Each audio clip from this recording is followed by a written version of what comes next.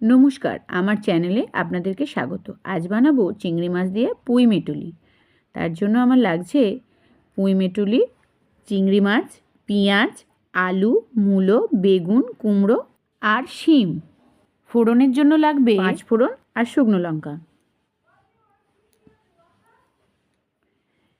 এবার আমি তেলটা গরম করে এর মধ্যে দিয়ে দেবো 5 ফোড়ন আর শুকনো লঙ্কা। শুকনো লঙ্কাটা একটু ভেঙে নেবেন, না হলে ফেটে যাওয়ার সম্ভাবনা আছে। ফোড়নটা হয়ে গেলেই আমি এতে এক এক করে সবজিগুলো ভেজে নেব। প্রথমেই আমি কুমড়োটা লাল লাল করে ভেজে তুলে নেব। একটু হলুদ দিয়ে দিলাম,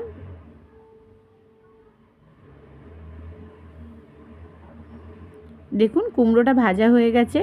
এবার কুমড়োটা আমি তুলে নেব। এবার আমি এর মধ্যে দিয়ে দেবো শিম। শিমটাও লাল লাল করে ভেজে তুলে নেব। এবার দিয়ে দেবো আলুটা। আলুটা একটু ভাজা হয়ে গেলে এর মধ্যে আমি তুলে দেবো মূলো।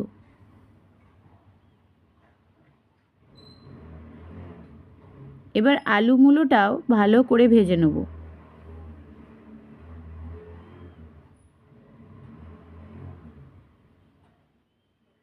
এতে সামান্য একটু হলুদ দিয়ে দিলাম। আলু মূলোটা ভাজা হয়ে গেলে এর মধ্যে দিয়ে দিলাম পেঁয়াজ। পেঁয়াজটা দিয়েও একটু ভেজে নেব। তারপর এতে দিয়ে দেবো পুঁই মেটুলি। পুঁই মেটুলিটা হাফ আগে দিয়ে একটু নেড়ে বাকিটাও দিয়ে দেবো।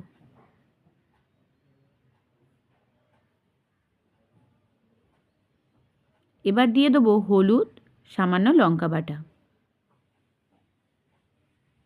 দিয়ে একটু কষে নেব।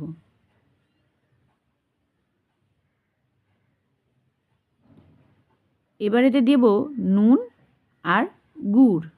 এগুলো আপনারা নিজেদের আন্দাজ মতোই দিয়ে দেবেন।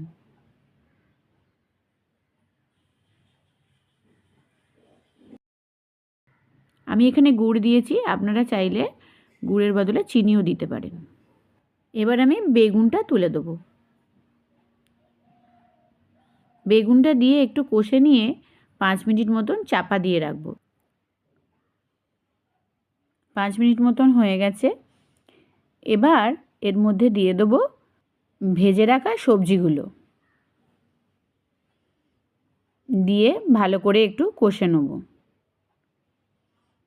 এবার এর মধ্যে দিয়ে দেবো ভেজে রাখা চিংড়ি মাছ। এবার 5 মিনিট মতন চাপা দিয়ে রাখবো। দেখুন অনেকটা জল বেরিয়েছে আর মেটুলিটাও প্রায় সেদ্ধ হয়ে এসেছে। সবজিগুলো আগে থেকে ভাজা ছিল, তাই সবজিগুলো আগে থেকেই সেদ্ধ হয়ে গেছিলো। দেখুন পুরো শুকনো হয়ে গেছে।